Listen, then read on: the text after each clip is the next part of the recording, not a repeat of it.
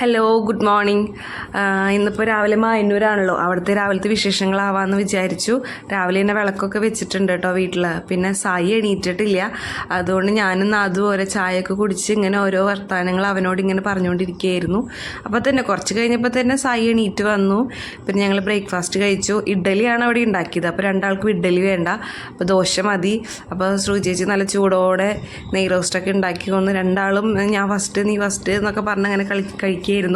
പിന്നെ അവരുടെ കളികളാണ്. ഇതെന്താ അറിയോ, നമ്മൾ മണ്ണ് കുഴച്ച് ചിരട്ടയിൽ വെച്ച് അപ്പമൊക്കെ ഉണ്ടാക്കില്ല, അതുപോലത്തെ കളിയാണ്.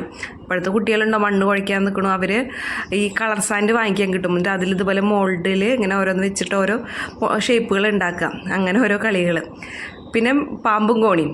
രണ്ടാളും വില്ലന്മാരാണ്. കള്ളത്തര രണ്ടാളും കാണിച്ചുകൊണ്ടിരിക്കണം. ഞാൻ നോക്കുമ്പോൾ ഒന്ന് വീണ് രണ്ട് വീണെന്നൊക്കെ പറഞ്ഞിട്ടുള്ള കളികളാണ്. ഒരു വട്ടം നീ ഇട്ടു ഞാനിട്ടു എന്നൊക്കെ പറഞ്ഞിട്ട് അവരുടെ ഒരു കളികൾ അത്ര തന്നെ. രണ്ടാൾക്ക് ഇതുവരെ ഒന്നൊന്നും വീണിട്ടില്ല കേട്ടോ, ഇട്ടുകൊണ്ടേ ഇരിക്കുകയാണ്. പിന്നെ അത് കഴിച്ച് ബോറടിച്ചു എന്ന് തോന്നുന്നുണ്ട്. പിന്നെ രണ്ടാളും സ്നാക്സൊക്കെ എടുത്ത് TV കാണാൻ പോയിരിക്കുന്നുണ്ട്. ഇനി ഈ ഗ്യാങ്ങിൽ സായും നന്ദിയും കൂടി ജോയിൻ ചെയ്യാനുണ്ട്. എല്ലാവരും കൂടിയാകുമ്പോൾ ഒരു മേള ആയിരിക്കും എന്തായാലും.